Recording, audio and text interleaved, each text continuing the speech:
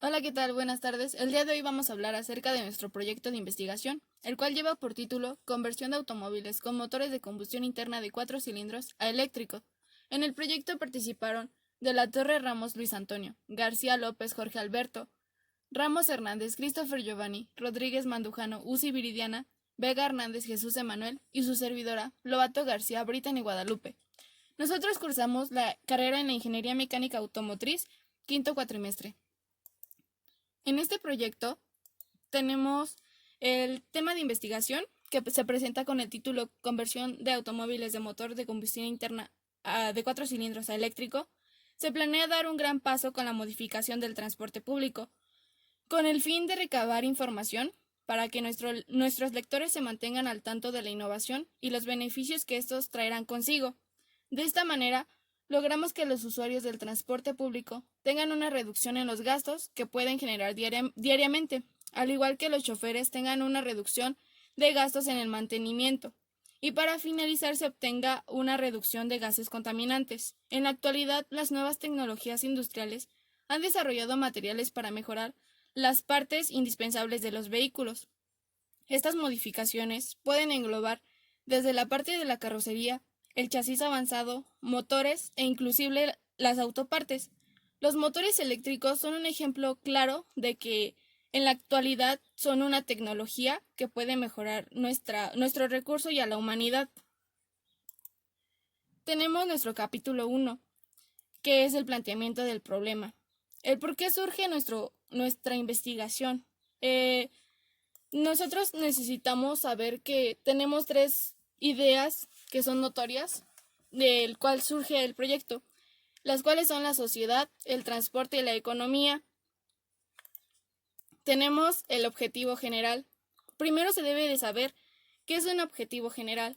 Es el fin de la investigación, es decir, engloba las intenciones del por qué se realiza dicha investigación, en el cual se debe de tener una coherencia con el planteamiento del problema antes mencionado, la viabilidad y los temas relacionados en general.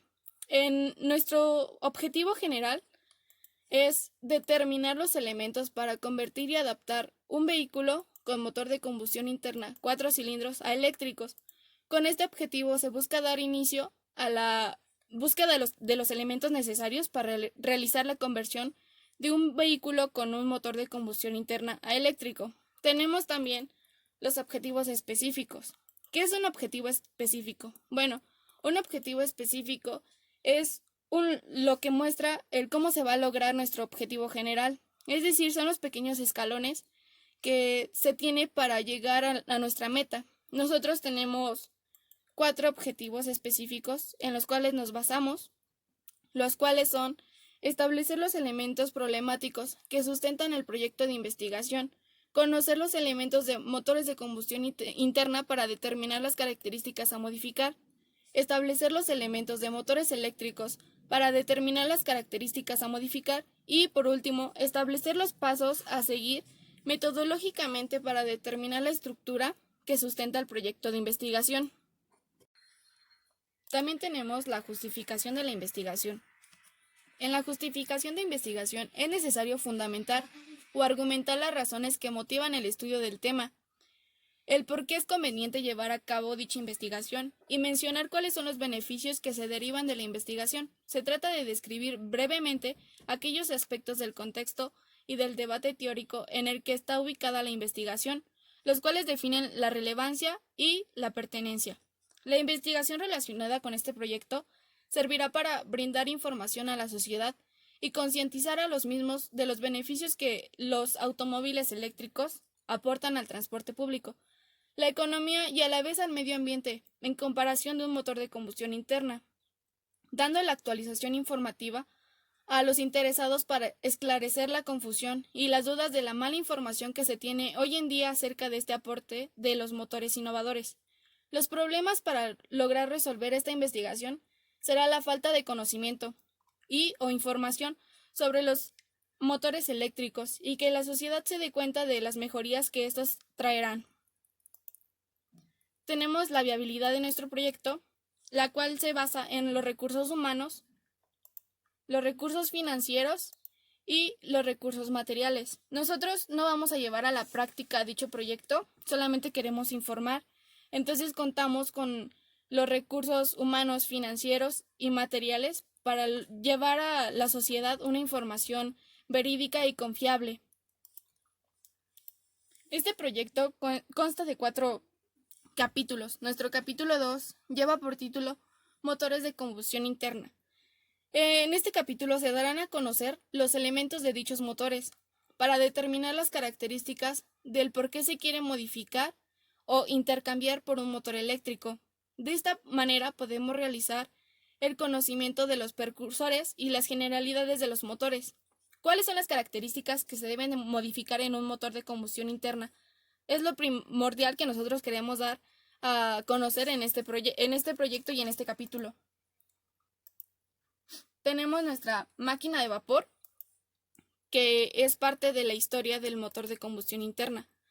¿Qué es una máquina de vapor? Bueno, una máquina de vapor fue un motor de combustión externa en donde el funcionamiento constaba de hacer transformar la energía térmica de cierta cantidad de agua a una energía mecánica.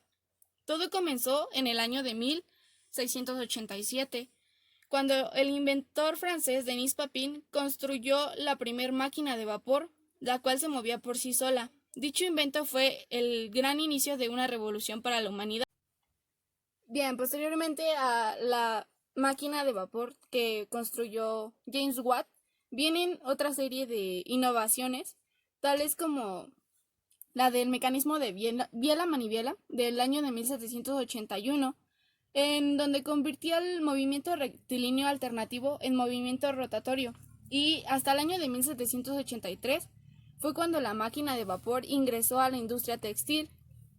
A mediados del siglo XIX, la máquina de vapor funcionaba bien, pero tenía una gran desventaja, la cual era su tamaño, por lo cual no podíamos emplearla en los automóviles de aquel tiempo. Se necesitaba un motor en el cual se combinara el hornillo, la caldera y el cilindro de la máquina de vapor en una pequeña y ligera máquina para poder ser empleada y montada en un automóvil. Tenemos la historia del motor de combustión interna, en donde se sabe que el motor de combustión interna tiene como propósito la producción de trabajo mecánico a partir de la energía química contenida en el combustible. En el año de 1800, Philippe Le Bon propuso e ideó un motor donde existía una mezcla de gas y alumbraba dicha mezcla quemaría un cilindro con el objetivo de mover un pistón.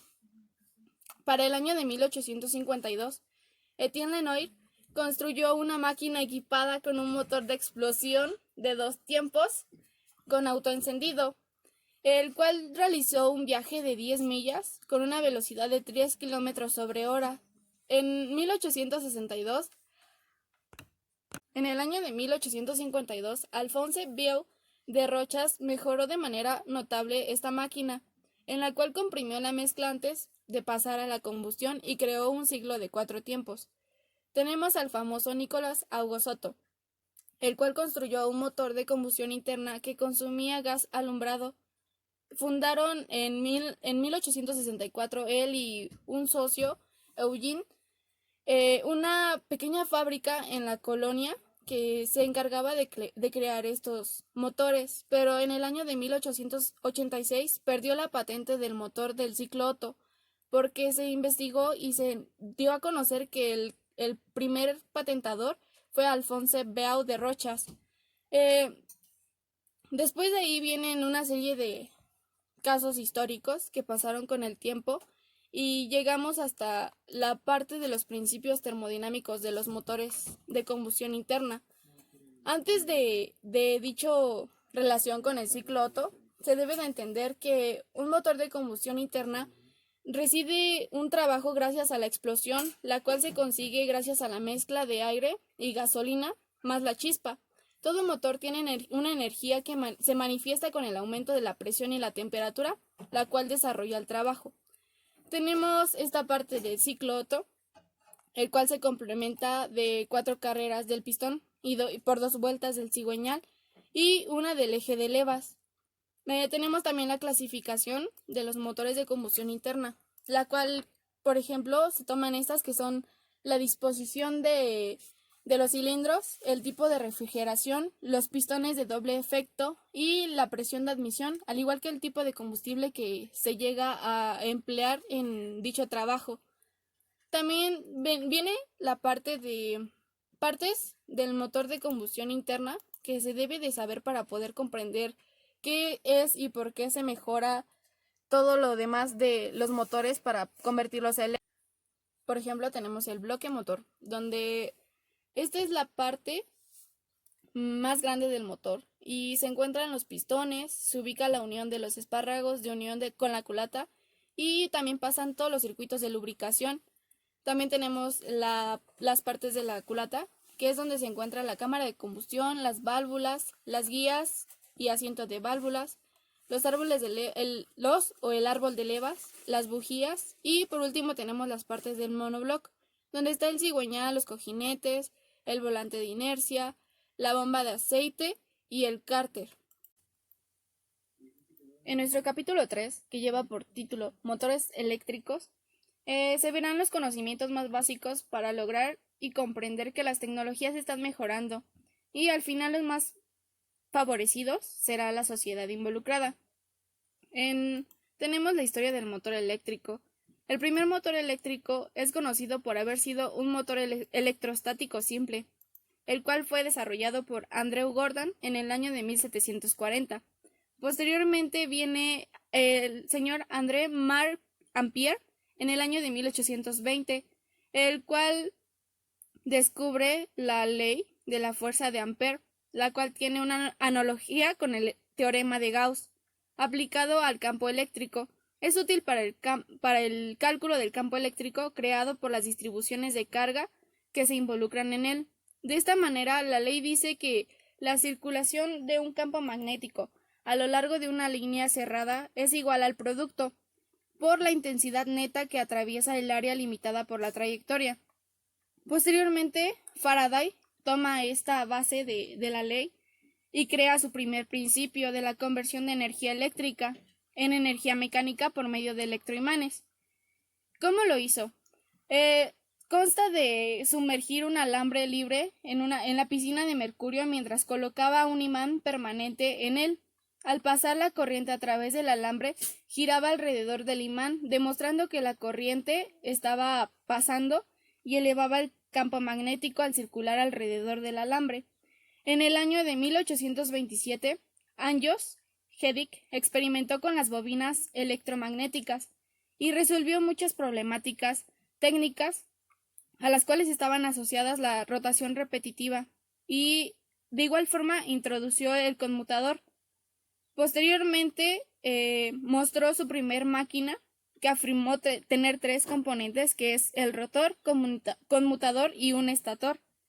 Para años posteriores tenemos que el señor Nikola Tesla también participó en los desarrollos de motores de corriente alterna giratorios, pero el motor fue declarado débil para hacerlo comercial como tal. A finales del año 19, los primeros vehículos motorizados usaban los motores eléctricos, ya que buscaban la alternativa de los sistemas de tracción animal, es decir, quitar a los caballos de ese entonces, para los hackney cabs, los cuales eran los taxis oficiales de aquella época. Pero por desgracia, cuando comenzó lo del petróleo, el motor de combustión interna empezó a tener mayor éxito que el eléctrico, ya que pasaba de más de 20 kilómetros sobre hora y tenían una autonomía limitada de 50 kilómetros, pero el tiempo de carga era más largo, es decir, el motor de combustión interna tenía una mayor autonomía y dejó atrás el motor de eléctrico por tener poca carga y el tiempo era muy extenso. Posteriormente viene que existen dos tipos de motores eléctricos, los cuales son conocidos normalmente, el cual es el motor de corriente continua, que también es conocido como motor síncrono. En este motor se caracteriza por una velocidad de rotación directamente proporcional a la frecuencia de la red de corriente de la cual es alimentada, y puede funcionar como un motor o como un generador. Tenemos también el motor de corriente alterna, que es conocido como motor asíncrono o de inducción. Este es un motor de corriente alterna que está formado por un rotor, que puede ser de dos tipos de bobinados, si así lo quieren entender, que es el de jaula de ardilla o o un bobinado normal, y un estator en el cual se encuentran las bobinas inductoras. Tenemos distintos tipos de vehículos eléctricos, los cuales en la actualidad son empleados para el uso de la sociedad. Primero tenemos el vehículo eléctrico de autonomía extendida. Este es fácil de encontrar, pero desgraciadamente está muy caro. Tenemos también el vehículo de eléctrico puro. Normalmente es utilizado en Japón y se utiliza como un vehículo comunitario, que es decir, lo puede usar cualquier persona y se puede cargar en las calles, tiene sus centros de recarga, lo cual lo hace más factible hacia la sociedad. Tenemos una parte fundamental, la cual también consta en la innovación para emplear este tipo de motores, que son las baterías. Tenemos en el mercado distintos tipos de baterías y claramente están aquí en nuestra pantalla, las cuales son la batería de plomo ácido, baterías de níquel, acero y níquel cadmio, baterías de níquel con metal hidruro, baterías de sulfuro de sodio, baterías de litio y hierro o litio y un polímero, y las baterías del zinc, aire y aluminio aire.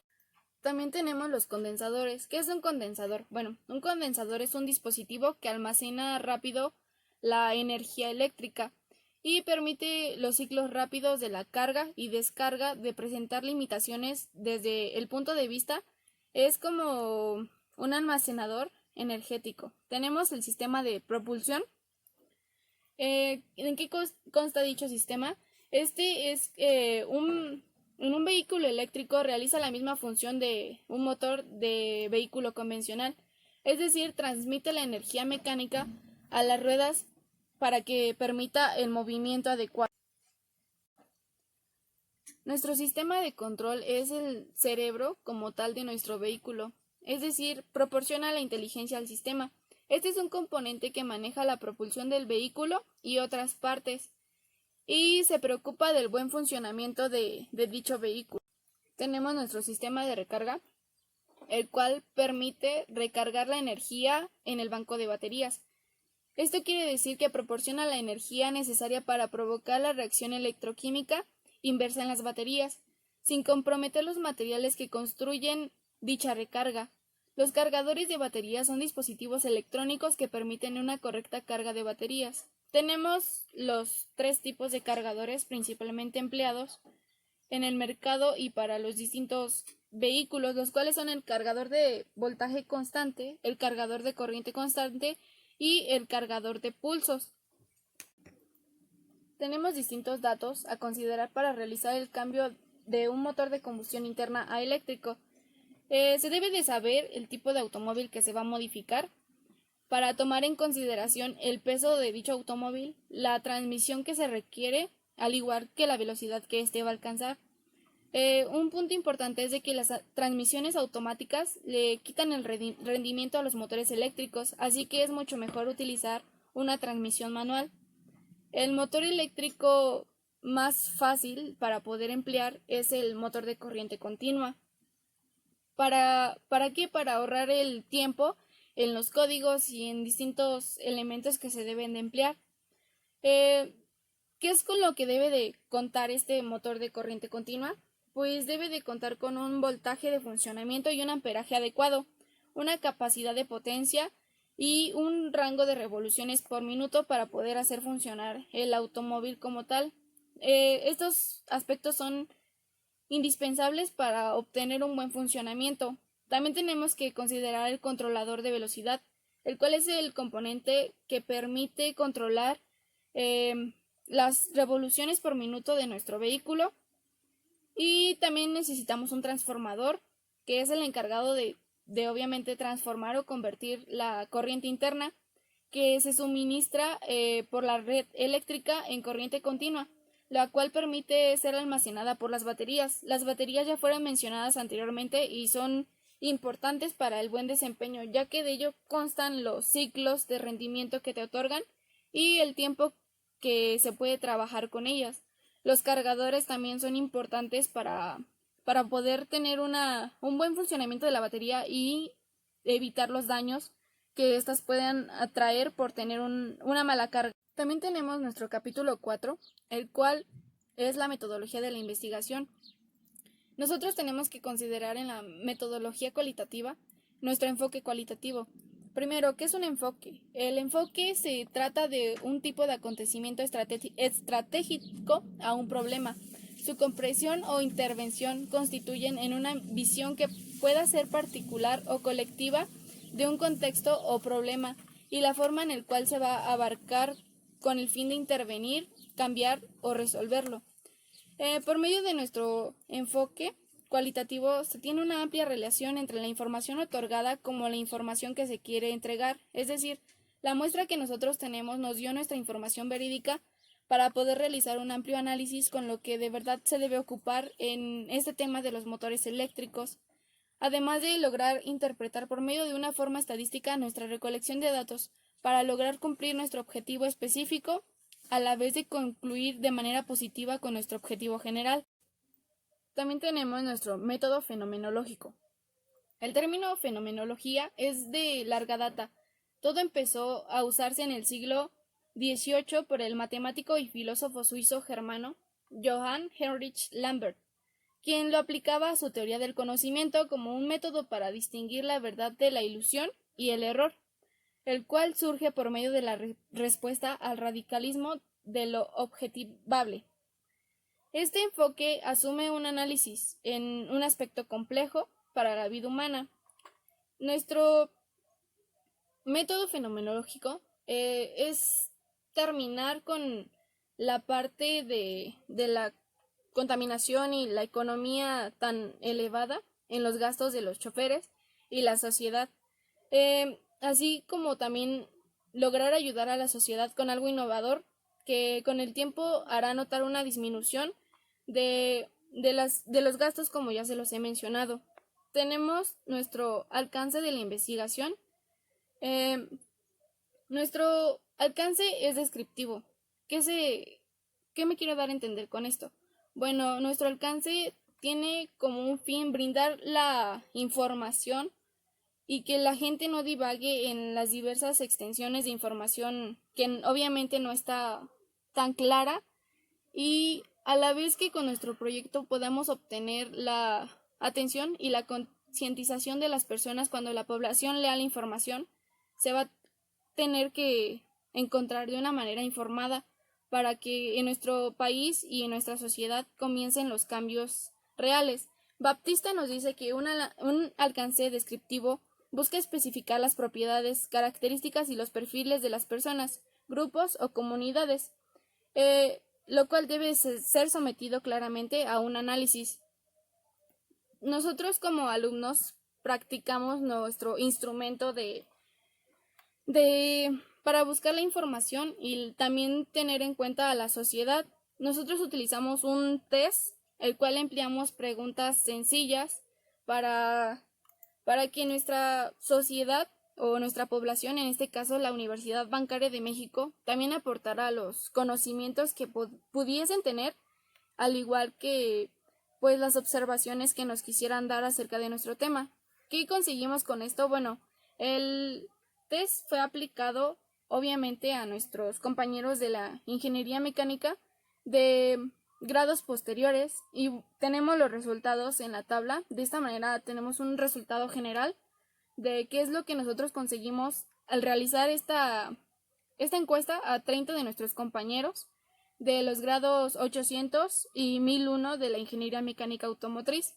Podemos notar que tenemos resultados favorables al entendimiento y de igual forma al interés del tema de motores eléctricos y las soluciones que nosotros podemos emplear o dar a la sociedad en este tipo de temas.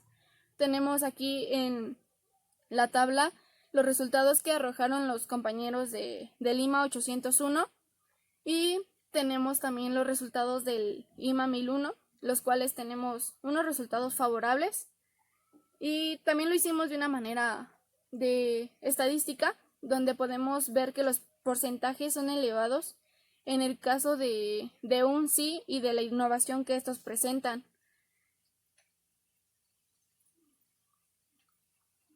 Nuestra propuesta de investigación, nosotros como equipo proponemos a que se haga una mejoría de la situación económica y social que se tiene hoy en día. Obviamente tenemos que el país no cuenta con gran innovación en este aspecto y nosotros queremos innovar en el área del transporte público, que la sociedad la emplea diariamente. ¿Y con qué fin? Pues con el fin de tener una solución clara en la economía, ya que al utilizar un motor eléctrico en un automóvil reduciría los gastos en la forma económica para la utilización de los combustibles fósiles. Y en toda la investigación que se llevó a cabo, nos dimos cuenta claramente de que un motor eléctrico tiene mejores beneficios hacia la sociedad y hacia el ambiente, como actualmente lo están haciendo los motores de combustión interna, que prácticamente tienen una deficiencia por aspectos externos a lo que es la mecánica. Gracias por su atención en nuestro proyecto de investigación que lleva por título Conversión de automóviles con motores de combustión interna de 4 cilindros a eléctricos.